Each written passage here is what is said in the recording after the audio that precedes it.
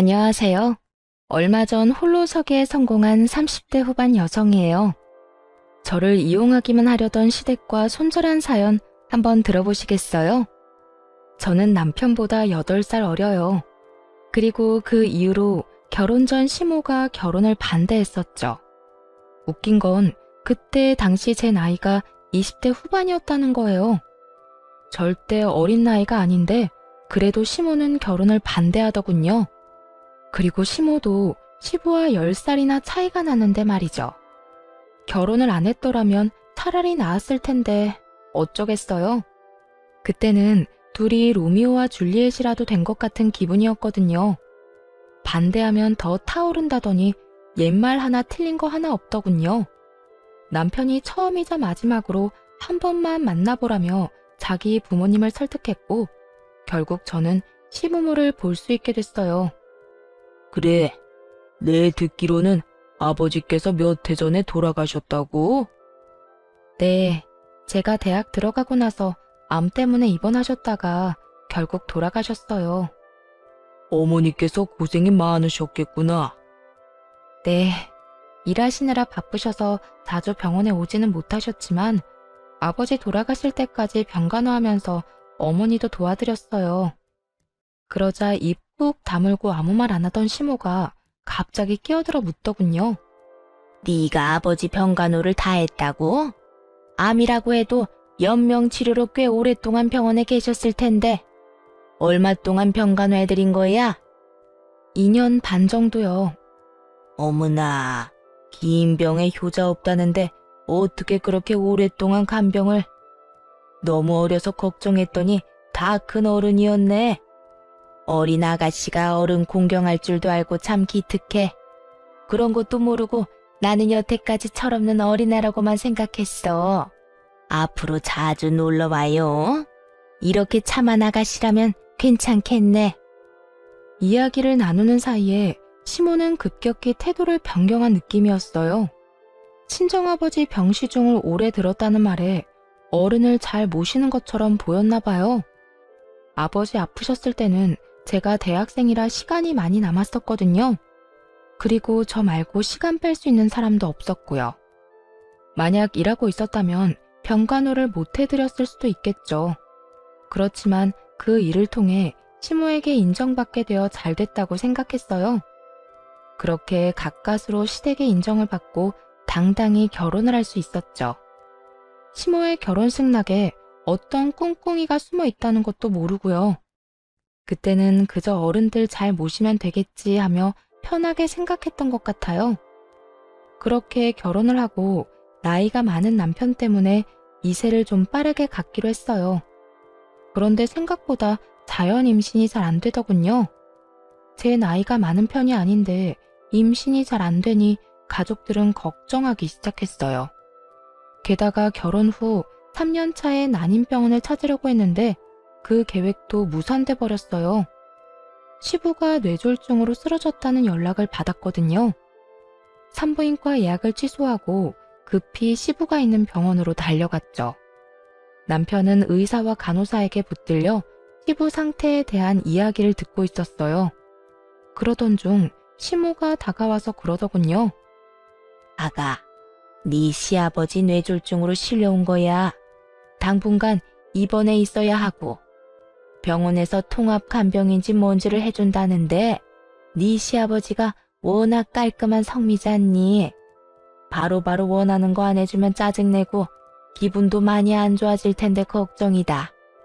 나는 늙어서 힘도 없고 아는 것도 없으니 의지가 안 될 거고.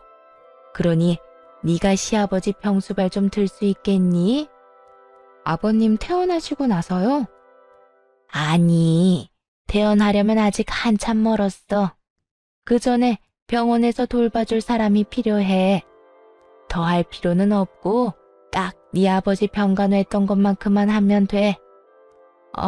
그러면 일 끝나고 와서 저녁에 봐드리면 될까요?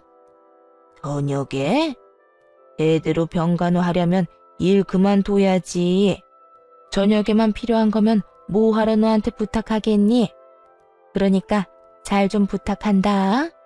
네가 해본 적이 있다니 이렇게 부탁하는 거야. 일을 그만두라고요? 그건 남편이랑 상의해봐야 할 것 같아요. 저희 결혼하면서 집 산다고 지금 대출금도 많이 남았고요. 당장 일을 그만두면 수입이 확 줄어서 큰일인데. 예, 네 남편이 그 정도 능력도 없겠니? 아버지가 아픈데 돈 때문에 뭐라 하진 않겠지. 그럼 일 언제부터 그만둘지 알아보고 연락 다오. 최대한 빨리 그만두고 간호 좀 해드려. 벌써부터 짜증을 내서 큰일이야. 시모는 제가 무조건 병수발을 들 거라는 생각을 하고 있더군요. 마음이 참 착잡했어요. 애를 가지려면 병원을 꼬박꼬박 다녀야 하는데 시부 병수발을 들라니. 매일매일 병수발을 들다 보면 2세 계획은 무산되고 애 없이 몇 년을 더 있어야 할 테니까요. 게다가 중간에 애가 생겨도 문제였죠. 임신했다고 병수발을 들게 하지 않으리라는 보장도 없잖아요. 혼자 아무리 고민해봐야 답은 안 나오니 일단 남편에게 말해보기로 했어요. 오빠, 어머님이 나더러 아버님 병간호하래. 내가 경험이 있으니까 부탁하신 것 같은데 우리 2세 계획은 좀 미뤄질 것 같은데 괜찮아? 괜찮지. 근데 정말로 아버지 병간호 해주려고? 너무 고맙다 진짜. 이렇게 착한 와이프 얻은 것도 복이지. 엄마는 나한테 고마워야 한다니까. 요즘 세상에 누가 시아버지 간병을 해? 근데 어머님께서 일 그만두고 아버님 병수발 들라고 하셔. 둘이 벌어도 생활비 많이 빠듯한데 어머님은 하루 종일 봐주길 원하시더라고. 뭐? 네가 일을 왜 그만둬? 저녁에만 병원에 가면 되지. 엄만 도대체 무슨 생각이신 거야? 일 그만두는 건 안 돼. 지금 들어가는 돈이 얼만데. 우리 결혼할 때 쓴 돈도 빨리 갚아야 한다고. 그럼 어떻게 할까? 그냥 저녁에만 돌봐드려도 되겠어? 그런데 어머님이 그렇게 말씀하셨으니 오빠가 대신 이야기 좀 해줘. 내가 이야기하면 변명처럼 들리고 하기 싫어하는 것처럼 보이잖아. 그럼 내가 나중에 엄마한테 말해놓을게. 너 일 그만두면 안 된다고. 솔직히 출산휴가나 육아휴직은 나라에서 돈이라도 좀 나온다지만 간병은 아닌데. 내 말대로 해. 그리고 집 산다고 대출을 얼마나 당겼었는지 엄마도 알면서. 너 일 그만두면 이 오빠 진짜 말라 비틀어질지도 몰라. 그럼 오빠가 꼭 좀 말씀드려줘. 나도 일해야 해서 하루 종일 봐드리기는 어렵다고. 그럼 그렇게 알고 저녁에만 아버님 병간호 해드릴게. 그래. 저녁에도 너무 늦게까지 있지 말고 9시 넘으면 집에 와. 어차피 그 시간 넘도록 남아있는 사람도 없을걸? 그렇게 남편과 대화를 하고 한결 홀가분해진 마음으로 시부의 병실을 찾아갔어요. 그리고 시모에게 말했죠. 어머님, 오빠한테 혹시 연락 받으셨어요? 무슨 연락? 나는 연락받은 거 없는데. 왜? 무슨 일 있니? 무슨 일이 있는 건 아니고요. 아버님 병간호에 대해 이야기했더니 일은 그만두지 말라고 했거든요. 오빠가 직접 말씀드린다고 했는데 많이 바빠서 연락을 아직 못 드렸나 봐요. 그렇게 이야기하자 시모가 저를 보며 눈알을 막 부라리더군요. 내가 일 그만두라고 한 거 못 들었어? 저녁에만 잠깐 돌보는 거면 내가 하지 왜 너한테 부탁하겠어? 애들 생각하는 것 좀 봐. 어떻게 시아버지 아프고 힘들어하는데 돈 때문에 간호를 못하겠다고 해? 너 혹시 네 아버지 간호할 때도 이런 식이었니? 눈 가리고 아웅하고 막 이랬어? 그런 게 아니라 집 대출금 갚는 것도 그렇고 혼자 일하기는 너무 힘들다면서 오빠가 저더러 일은 무조건 하라고 하더라고요. 제 몸이 하나인데 모두의 말을 들을 수는 없잖아요. 넌 그 정도도 남편한테 말 못하니? 네가 먼저 일 그만두고 병간호하겠다고 했으면 아들이 좋아하면서 하라고 했겠지. 그런데 네가 하기 싫어하는 모습을 보였으니까 아들도 하지 말라는 거겠지. 솔직히 정말 화가 났어요. 왜 그런 소리를 들어야 하나 싶더군요. 그래도 꾹 참고 웃으며 시모에게 말했어요. 어머님, 그러면 오빠한테 말 좀 해주세요. 오빠가 제 말은 안 듣더라고요. 지금 전화해서 이야기해 주시면 될 것 같아요. 내가 왜 그런 말을 해? 네가 남편 설득해서 일 그만두고 여기 와야지. 내 아들이랑 이야기해야 하는 건 너야. 가만 보니 얘가 아들이랑 내 사이를 이간질시키려고 하네. 대체 뭐가 이간질이라는 건지 정말 묻고 싶더라고요. 그 나이를 먹도록 이간질의 뜻도 모르나 봐요. 둘의 바람을 동시에 들어줄 수가 없어서 얘기 좀 해보라는 게 어떻게 이간질인지. 딱 보니 시모는 이런 생각인 것 같았어요. 일은 다 며느리인 너에게 맡겨야겠지만 내 아들이랑 싸우기는 싫다. 그 얕은 수가 다 보여서 너무 열받았어요. 아니, 누가 병수발 안 든다고 했냐고요. 기껏 양보해줬으면 해결 안 된 나머지는 어떻게 할 건지 이야기를 끝내야 하잖아요. 돈 때문에 절대 일을 그만두면 안 된다는 남편. 일을 아예 그만두고 하루 종일 시아버지 병수발을 들라는 시어머니. 그 사이에서 더 이상 이리 치이고 저리 치이고 싶지 않더군요. 그래서 일단 직장의 연차부터 일주일치 한꺼번에 제출했어요. 그리고 나와서 남편에게 말했죠. 오빠, 나 내일부터 일 안 해. 어머님 말씀대로 낮에도 아버님 병간호하려고. 오빠가 어머님한테 말 안 한 것 같더라. 어머님도 오빠한테 말하기 싫다고 하시고. 그래서 그냥 내가 일 그만두고 하루 종일 아버님 수발 들기로 했어. 뭐? 이렇게 갑자기 일을 그만두면 어떡해? 그럼 내가 뭘 어떻게 할 수 있는데. 어머님이 나더러 하루 종일 간병하라고 하시는데 그렇다고 어머님이랑 싸워? 그러면 오빠가 좋겠어? 구구절절 맞는 말만 하자 남편은 아무 말도 못하고 한숨만 쉬더군요. 속으로 쌤통이다 싶었어요. 그러게 미리 둘이서 이야기 다 끝냈으면 이럴 일 없잖아요. 그제야 남편도 저한테 화만 내고 있을 수는 없다고 생각했나 보더라고요. 여보세요, 엄마. 도대체 이게 무슨 짓이에요? 며느리가 시아버지를 저녁에만 봐주면 되지. 무슨 하루 종일 부려먹으라고 일까지 그만두라고 하냐고요. 너 지금 네 마누라 편드니? 걔가 뭐라고 해? 걔가 이 말 저 말 안 가리고 전하면서 우리 싸우도록 만드는 거지? 도대체 무슨 소리 하시는 거예요? 엄마가 일 그만두라고 윽박질렀다면서요. 그러니 와이프가 결국 그대로 했다잖아요. 온종일 며느리 공짜로 부려먹을 생각이면 차라리 간병인 사서 쓰세요. 아버지 앞으로 보험 나오는 것도 있잖아요. 와이프한테 한 달 월급만큼 안 줄 거면 일 시킬 생각도 말고요. 얘는 너희 아버지 앞으로 나오는 돈을 왜 그런 데다 쓰니? 아버지 아파서 또 목돈 들면 어떡하려고. 집안에 노동력이 있으면 써야지 왜 아껴? 너 능력 없니? 혼자 벌어서 살림 꾸릴 만큼의 능력도 안 돼? 제가 결혼할 때 뭐 부모 덕이라도 봤어요? 저한테서 능력 찾지 말고 엄마나 잘해요.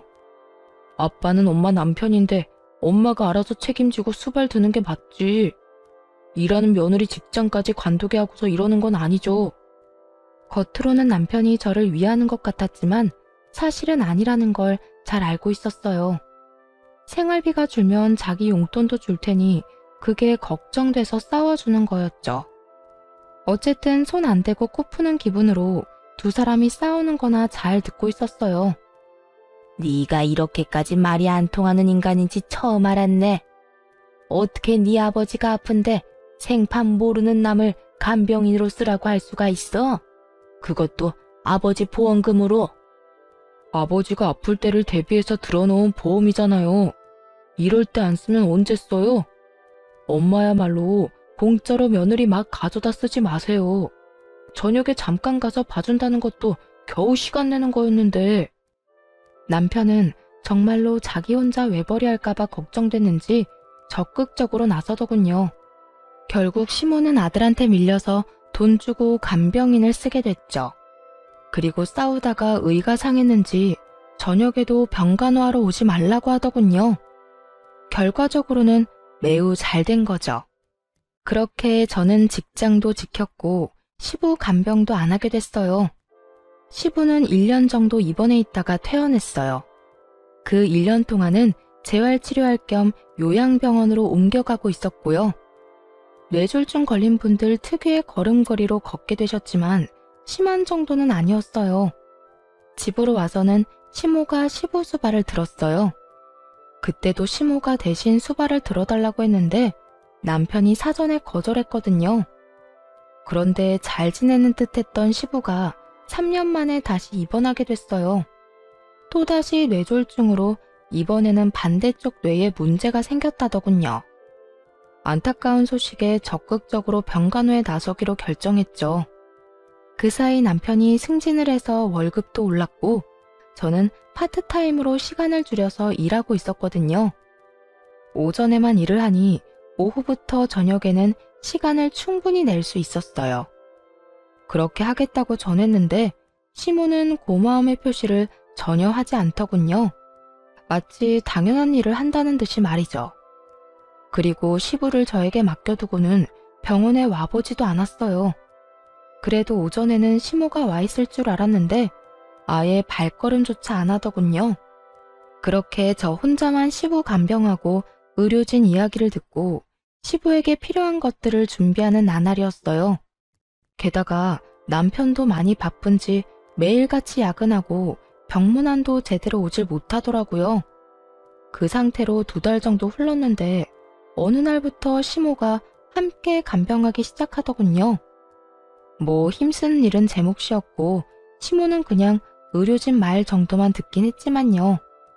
문제는 시모가 사람을 괴롭게 만든다는 거였어요. 예, 이거 좀 문제 있어 보이지 않니? 가서 간호사한테 이야기하고 오너라. 그리고 이게 뭐야? 옆에 좀 치우고 살아. 무슨 서랍에 네 물건만 한가득하니?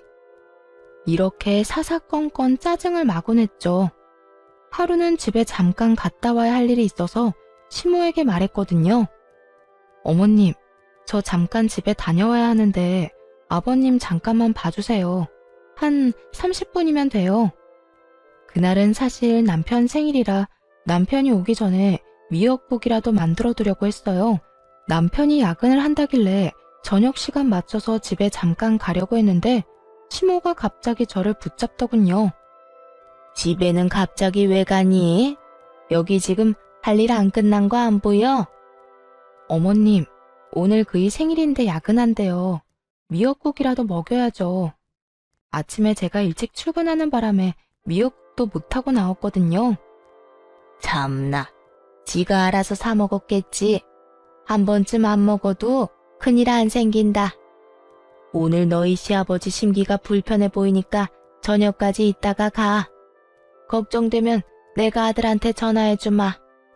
다 큰 놈이 미역국 정도는 알아서 먹겠지. 시모의 말에 좀 의아해졌어요. 생일에 미역국 못 먹으면 마치 인생 말아먹는 것처럼 굴던 사람이 바로 시모거든요. 그런 사람이 아무렇지 않게 이런 말을 하다니. 솔직히 이해가 안 갔습니다. 그런데 이상한 건 그뿐만이 아니었어요. 그 뒤로도 어쩌다 저녁에 집으로 가려고 하면 꼭 못 가게 하더라고요. 이상하다 싶어서 하루는 시모가 없는 틈에 간호사에게 말해두고 집으로 향했어요. 시모가 왜 집에 못 가게 하나 궁금했거든요. 그날은 토요일이라 아침부터 시부 병원에 나와 있던 상황이었죠.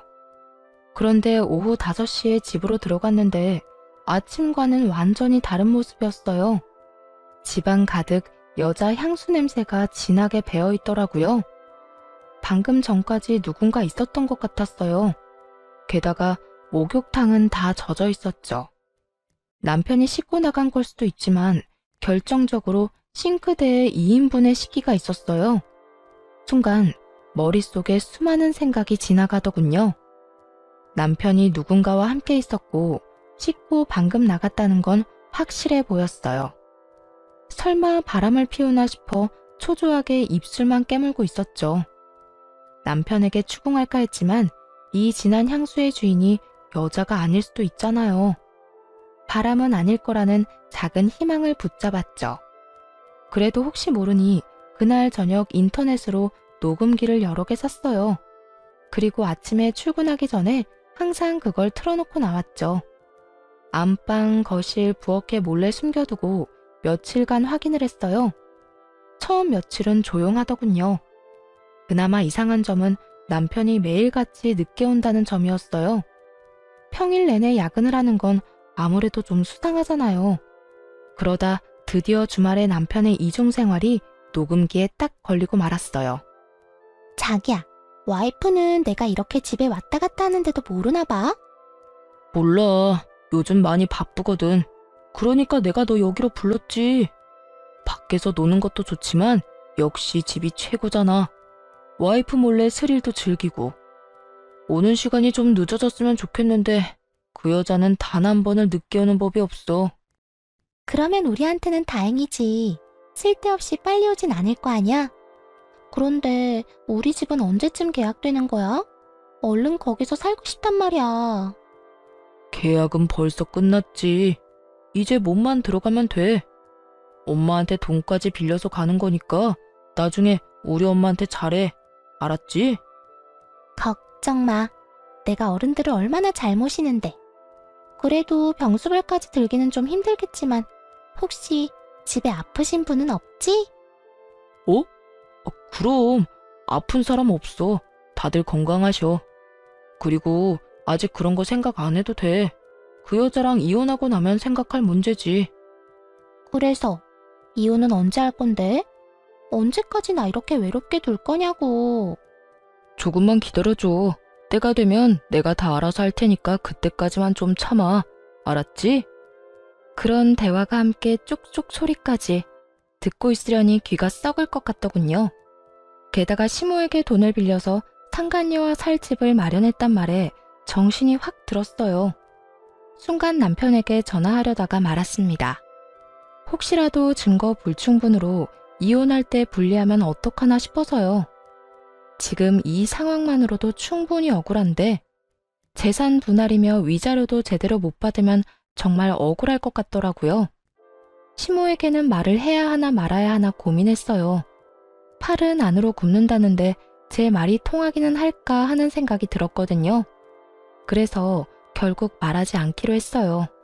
그리고 조심스레 증거를 모으기로 했죠. 그런데 며칠 지나지 않아서 시모가 뜬금없이 이런 말을 하더라고요. 너 요즘 돈을 어디에다 쓰니? 내가 보니까 돈 쓸 곳이 없어 보이는데 왜 집에 돈이 없다고 했어? 네? 그게 무슨 말씀이세요? 아니, 너 네 남편한테 돈이 부족하다고 나한테 돈 좀 빌리라고 말했다면서. 설마 시아버지 병수발 하는데 돈 안 줬다고 그러는 건 아니지? 그렇게 말하며 시모가 눈을 새초롬하게 떠 흘겨보더군요. 그제야 남편과 상간녀가 나눈 대화가 떠올랐어요. 시모에게 돈을 받아 둘이서 살 집을 샀다는 그 대화 말이에요. 그러자 저도 모르게 화가 확 치밀었죠. 너 남의 돈 그렇게 함부로 가져가는 거 아니다. 가족끼리 이런 말 하긴 좀 그런데 매달 꼬박꼬박 갚아줬으면 좋겠어. 아들이 나중에 한꺼번에 갚아준다고 했는데 그게 마음처럼 되겠니? 차라리 매달 조금씩이라도 돌려받는 게 마음 편하지. 혹시 돈이 없으면 친정에서 빌려서라도 갚아라. 알았니? 그 말을 듣는데 진짜 한 소리 퍼붓고 싶더라고요. 내가 그걸 왜 갚냐고요. 지금 바람난 남편놈 두고 시부 병수발 들고 있는 이 현실만으로도 열받아 죽겠는데 솔직히 이때는 증거고 뭐고 다 때려치우고 떠나고 싶은 마음뿐이었어요. 꾹 참은 보람이 있는지 남편 뒷조사를 통해 분류는 제대로 잡을 수 있었어요. 상간녀는 같은 회사 직원이었더라고요. 그런데 녹음기에 남겨진 남편과 시모의 대화가 정말 충격적이었어요. 야, 너 이제 나한테 네 마누라 잡아두라고 시키지 마라. 그년이 눈치가 빨라서 이제 둘러댈 것도 없어. 엄마, 조금만 더 부탁해요. 조금 있으면 나도 그런 부탁할 일 없어요. 아니 근데 진짜로 너 안 들킨 거 맞니? 요새 걔 표정이 안 좋던데. 너 바람난 거 들키면 네 마누라가 시아버지 간호한다고 하겠어? 지금 당장 때려치우고 나가겠지. 아직 열심히 간호하고 있는 거 보면 모른다니까. 어차피 아버지 돌아가시면 그 여자 필요도 없어질 텐데 그때 돼서 이혼하자고 하면 지가 뭐 어쩌겠어요? 그러니까 좀만 참아요. 엄마도 편하고 좋잖아. 두 사람이 같이 짠 거였더라고요. 남편 놈은 외도 숨기려고 시모 이용했고, 시모는 시부 간병 안 하려고 남편 도와 저를 붙잡아 둔 거고, 둘 다 그 나물의 그 밥처럼 폭삭 상한 인간들이었죠. 며칠 후 남편에게 아무 이유도 되지 않고 이혼하자고 말했죠. 증거를 들고 있으면서도 상간녀 이야기는 꺼내지도 않았어요. 왜냐고요? 그래야 남편 놈도 뒤통수 맞은 제 기분에 반이라도 느낄 테니까요. 갑자기 무슨 이혼이야? 왜 그러는데? 아버지 병수발 드는 게 힘들어? 그러면 이달까지만 하고 그만둬도 돼. 이달 말이면 집 공사라도 끝나는 모양인가 보더군요. 그러니 우리 집을 외도 장소로 이용할 필요도 없을 것이고요. 대답도 안 하자 남편이 답답한 듯 캐묻더군요. 진짜 이럴 거야? 대답 좀 해봐. 왜 이혼하자는 건데? 당신이 생각해봐. 내가 왜 이혼하고 싶은 건지. 그렇게 말하니 더 미칠 것 같았나 봐요. 그러거나 말거나 남편 놈은 놔두고 그 다음날 바로 변호사 선임부터 했어요. 그리고 이혼 소송을 진행하기로 했죠. 변호사 선임한 날부터 당연히 시부 병간호는 하러 가지 않았어요. 발길을 뚝 끊었더니 시모에게서 전화가 오더군요. 전화를 받을 생각도 없었지만 사실 전화를 받을 수가 없는 상황이었어요. 왜냐하면 상간녀를 만나야 했거든요. 남편을 시부에게로 보내놓고 상간녀를 만나 잠깐 이야기하자며 카페로 갔어요. 남편과 같은 회사를 다니는 건 알고 있었으니 그 앞에서 기다렸죠. 그 여자는 상간녀 주제에 상당히 당당하더군요. 그래서 무슨 일로 찾으셨어요? 저희가 사귀는 사이인 건 이미 아시는 것 같은데 할 말 있으면 그이랑 하세요. 저는 할 말 없으니까. 죄송한데 남편이랑은 얘기가 안 통해서 여기 온 거예요. 당신한테 말하는 게 더 빠를 것 같아서. 헤어져라 이딴 소리 할 거면 그냥 가세요. 우리는 안 헤어져요. 그 사람이 나 좋다고 결혼까지 하자는데 우리가 왜 헤어져요? 그러니까 이상하잖아요. 제가 남편한테 이혼해달라고 했는데 그 인간이 안 해주겠대요. 왜 그런지 좀 물어봐 주실래요? 평온하게 그렇게 말하자 여자가 잠깐 당황한 듯 말을 못하더군요. 그러더니 뻣뻣하게 웃으며 그랬어요. 그런 이야기하면 내가 흔들릴 거라고 생각했나 본데 착각이거든요. 어디서 헛소리를. 헛소리 아니니까 그쪽이 내 남편 설득해줘요. 내가 진짜로 이혼해준다니까. 정말이야? 거짓말인데 나한테 이러는 거면. 진짜로 맹세코 이혼해준다니까요. 아니면 녹음이라도 할래요? 증거로 쓸 수 있게.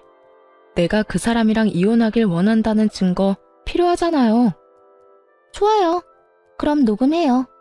그 사람이랑 나 갈라놓지 말고 조용히 헤어져 주는 걸로. 솔직히 우리가 떳떳한 사이는 아니지만 그렇다고 사랑도 안 하는 그쪽이랑 계속 사는 건 또 아니잖아요. 서로 좋아하는 사람이랑 살아야지. 그러니까요. 살다 남편 불륜으로 이혼하게 될 줄은 상상도 못했네. 어쨌든 그쪽이 당장 이혼할 수 있도록 남편 설득 한번 시켜줘 봐요. 멍청한 상간녀는 그렇게 제 앞에서 남편에게 전화를 했어요. 스스로 불륜했음을 시인하는 내용을 잔뜩 녹음해놓고 말이죠. 자기야, 와이프랑 언제 이혼하는 거야? 빨리 이혼하고 우리 같이 살면 안 돼? 응? 갑자기 또 왜 그래? 내가 때가 되면 말한다고 얘기했잖아. 그것도 못 기다려? 우리 애기가 왜 또 마음이 조급해졌지? 이제 당신 집도 생겼는데. 그때가 언젠데. 혹시 이미 이혼하자는 얘기 나온 거 아니야? 상대방이 먼저 이혼하자고 하면 무조건 이혼해. 알았지? 아니, 근데 도대체 무슨 때를 기다린다는 거야? 어쨌든 그런 게 있어. 와이프랑 나는 법적으로 얽힌 사이니까 마구잡이로 이혼할 수는 없다고. 최대한 내가 손해를 덜 보는 쪽으로 이혼을 해야 될 거 아니야. 그래야 자기랑 결혼할 때 더 도움이 되지. 자기가 손해를 덜 보는 게 뭔데? 지금 사는 집도 자기 거라서 이혼해도 재산분할 거의 안 한다고 얘기하지 않았어? 상간녀의 마음을 얻기 위해서인지 남편이 거짓말을 야무지게도 했더군요. 그 집 살 때 제가 보탠 돈이 얼만데, 게다가 제 월급으로 생활비 충당해놓고 저런 말 하는 거 보니 진짜 역겨웠어요. 이혼 이야기 잘 꺼냈다 싶더라고요. 남편은 시부가 죽고 나서 제가 필요 없어지면 이혼하고 싶었던 것 같아요. 시부가 아프다는 사실을 상간녀가 모르고 있는 걸 보면 틀림없었죠. 어쨌든 2번 다시 그 얘기 꺼내지 마. 나 안 그래도 지금 힘들고 바쁘다고. 자기도 이러면 내가 얼마나 더 힘들겠어? 이렇게 떽떽거리고 쪼아대는 거 와이프만으로도 좋게. 그러니까 조금만 더 기다려. 알았지? 상간녀의 마음을 아는지 모르는지 남편놈은 당장은 이혼 못한다고 못 박았어요. 상간녀는 그런 남편의 단호함에 열받았는지 끈질기게 물고 늘어지더군요. 그 모습을 보는데 솔직히 너무 웃겼어요. 남편은 이혼하지 않겠다고 하고 상간녀는 이혼하라고 닥달하는 상황이잖아요. 결국 상간녀는 남편에게 원하는 답도 못 듣고 전화를 끊어야 했죠. 카페에서 나오려는데 제 핸드폰이 또 울리더군요. 발신인을 확인해보니 역시나 시모였어요. 상간녀와의 용건도 끝났겠다 전화를 받았죠. 너 왜 안 오니? 오늘 내가 얼마나 중요한 약속이 있었는데. 너 때문에 지금 약속 깨고 혼자 병실 지키는 중이다. 어떻게 이렇게 생각이 없을 수가 있어? 못 오면 연락을 하든지. 지금 가는 길이에요. 가서 말씀드릴게요. 딱 그 말만 하고 전화를 끊고서 시부가 있는 병원으로 향했어요. 병실에 들어갔더니 시모가 미친 듯이 화를 내더군요. 야, 너 그따위로밖에 말을 못해? 뭐, 지금 가는 길이에요? 가서 말씀드릴게요? 어떻게 그런 말을 해, 건방지게. 와서 죄송하다. 무슨 일 때문에 늦었다. 그러고 무릎 꿇고 사과해야 되는 거 아니야? 시모가 앞에서 뭐라고 떠들든 귓등으로도 안 듣고 할 일만 했어요. 바로 제 짐을 챙기는 일이요. 시부 병간호를 더 이상 할 필요는 없잖아요. 이미 이혼하자고 남편한테 이야기했는데 말이죠. 시모도 그제야 뭔가 이상하게 느껴졌는지 이내 조용히 눈치를 살피기 시작했어요. 아무 말 없이 짐을 다 싼 후에 시모에게 말했죠. 앞으로 저는 여기 올 일 없을 거예요. 아버님 수발은 이제 남편 상간녀한테 부탁하시면 되겠네요. 남편한테 좋은 여자가 있다는데 제가 힘들게 수발될 필요 없잖아요. 안 그래요? 그렇게 말하자 시모가 깜짝 놀랐는지 아무 말도 못하고 눈을 피하더군요. 그런 시모에게 한마디 더 해줬어요. 어머님도 참 고생하셨어요. 여태까지 아들 바람 피우는 거 도와주시느라. 이제 저희 이혼하고 나면 그런 짓은 안 하셔도 되니까 좋겠네요. 신경 쓸 일이 하나 줄잖아요. 네가 무슨 말을 하는 건지 난 잘 모르겠구나. 그런데 너희 이혼하기로 했니? 나한테 빌려간 돈은 어떡하고? 그 돈 갚기 전에는 이혼 못한다. 다시 돌려줄 때까지 절대로 허락 못해. 아, 그 돈이요? 남편이 어디 썼는지 잘 알 거예요. 저도 들은 적만 있는데 아마 상간녀 집 사주는 데 썼을걸요? 그러니까 돈 받고 싶으시면 상간녀한테 가서 달라고 하세요. 원하시면 제 금융기록 다 까봐도 상관없고요. 그 이야기를 듣자마자 시모가 노발대발하더군요. 미친놈이 그 돈을 상간녀한테 줬다고? 나한테는 분명히 네가 필요해서 가져간다고 했는데. 그러더니 곧바로 남편에게 전화를 하더군요. 너 어디야? 당장 네 아버지 병원으로 튀어와. 왜 그래요? 안 그래도 병원 앞이에요. 연락을 안 받았더니 남편도 마침 이 병원으로 저를 찾으러 왔더군요. 야 이놈아, 너 내 돈 어쨌어? 그 돈 상간녀한테 줬다는 게 진짜야? 너 그년한테 얼마나 줬어? 엄마, 미쳤어? 갑자기 무슨 상관녀야. 와이프가 오해하잖아요. 무슨 착각하고 그런 말 하는지 모르겠는데 그만 좀 해요. 시모의 말에 남편 놈이 기겁을 하며 자기를 두들겨대는 시모를 떼어내더군요. 이제 와서 네 마누라한테 들킬까봐 걱정이냐? 이놈아, 이미 다 알고 있어. 네 상간녀가 내 돈 가져간 것까지 알고 있더라. 너 도대체 뭐 하고 다닌 거야? 내 돈 받을 수 있는 건 맞아? 그러자 시모보다 더 절박한 표정으로 남편이 저를 바라보며 말했어요. 여보, 아니야. 당신이 오해하고 있는 거야. 내가 다 설명할 수 있어. 나는 오해하고 있는 거 하나도 없어. 그러니까 앞으로 당신 아버지 병간호는 상간녀나 시켜. 사랑하는 남자 아버지니까 그 수발도 다 들겠지. 예비 시어머니한테 빌려간 돈도 다시 돌려줄 테고. 지금 안 보여? 어머님 돈 못 받으실까봐 눈에 핏발 선 거. 꼭 돌려주라고 전해줘. 그렇게 말하자 시모는 새삼 또 열받았는지 남편 놈 멱살을 붙들고 소리치더군요. 너 당장 내 돈 가져와. 아니면 네가 매달 이자까지 쳐서 갚든지. 무려 7천만 원이나 처먹고 입을 싹 닫아? 네가 아들놈이야? 여자한테 미쳐가지고 엄마를 속여? 아, 진짜 그만 좀 하라고요. 지금 이대로 와이프 보내면 꼼짝없이 이혼이잖아요. 여보, 잠깐만. 저를 붙잡으려는 남편을 시모가 붙들고 아주 난리도 아니었어요. 그런 두 사람을 뒤로하고 집으로 돌아와 짐을 챙겨 나왔죠. 소장도 날아갔는지 그 뒤로 남편이 전화하고 난리 났더군요. 사실 상간녀에게 보낸 소장이 무슨 이유에서인지 한번 반송됐거든요. 그래서 다음에는 회사로 소장을 보내버렸더니 결국 소문이 다 난 거죠. 미혼인 여자가 위자료 소장 받았는데 그 이유가 뭐겠어요?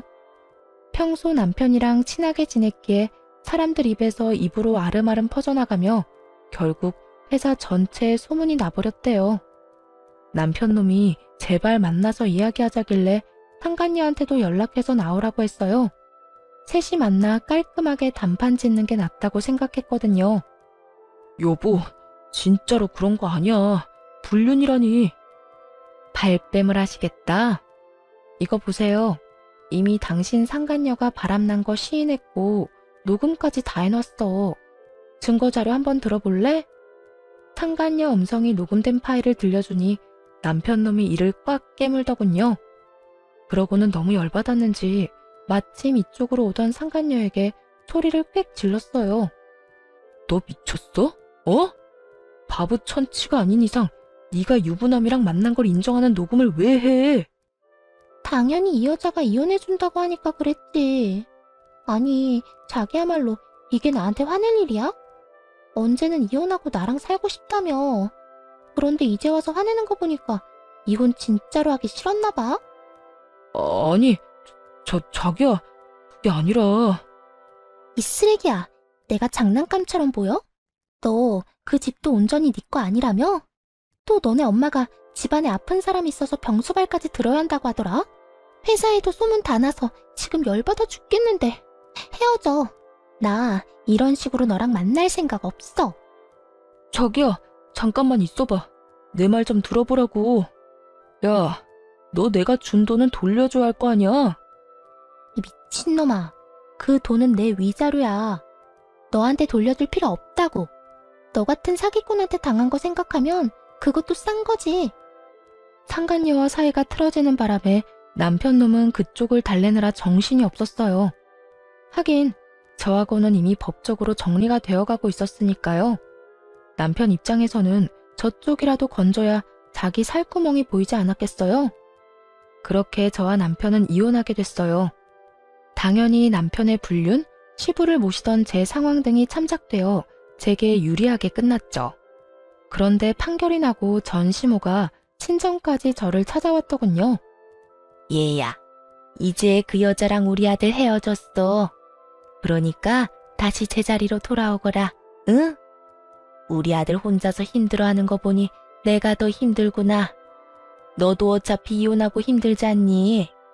우리가 앞으로 너 하고 싶은 대로 다 하게 해줄 테니. 아주머니, 저는 다시 돌아갈 생각 추호도 없어요. 두 사람이 한 행동이 괘씸해서 싫어요. 마누라한테 대리호도 시켜놓고 바람 피운 놈이나 그런 놈도 아들이라고 며느리 속인 아주머니나 똑같은 쓰레기인데 제가 왜 다시 쓰레기통에 다시 들어가요? 안 그래요? 너 지금 우리한테 쓰레기라고 했어? 그럼 쓰레기가 아니면 뭐예요? 인간이라고 하기엔 한 짓이 너무 더럽잖아요. 저한테 이런 취급 계속 받고 싶은 거 아니면 앞으로 찾아오지 마세요. 결국 전 시모는 좋은 소리 하나도 못 듣고 쫓겨나듯 나갔어요. 정말 괘씸하기 짝이 없었어요. 사람을 한껏 기만해놓고 이제 와서 다시 돌아오라뇨? 제대로 용서를 구한 적도 없으면서 그저 자기들이 힘들어서 찾아왔으면서 이혼하고 나서 전 남편이 힘든 상황에 처한 건 맞아요. 아니, 자기가 뿌린 대로 거둔 상황이죠. 저한테 재산 분할해주고 위자료까지 줘야 해서 살고 있던 집도 팔아야 했고 상간녀와는 싸우고 헤어지는 바람에 그쪽 집으로도 돌아갈 수 없게 됐거든요. 그러니 결국에는 자기 부모님 댁으로 비집고 들어갔다고 하더군요. 게다가 전 시모는 병수발 들어주던 며느리 잃고 아들에게 빌려준 돈도 못 받았어요. 상간녀가 집을 팔긴 했지만 그 돈을 상간녀 위자료로 저한테 줬다고 하더라고요. 상간녀는 자기 돈으로는 절대 줄 생각 없다고 말했다고 하고요. 전 남편에게는 그게 말도 안 되는 일이었나 봐요. 헤어졌으니까 상간녀 위자료는 네가 내라며 상간녀를 엄청 쫓아다녔다고 하더군요. 그렇게 죽고 못 살 것처럼 사랑하더니 한순간에 죽일 것 같은 원수지간이 된 게 웃기지도 않았어요. 저딴 가벼운 사랑 때문에 제 인생이 망가지다니 조금 씁쓸하기도 했어요. 얼마 전에 전 시부가 입원한 병원에 간 적이 있어요.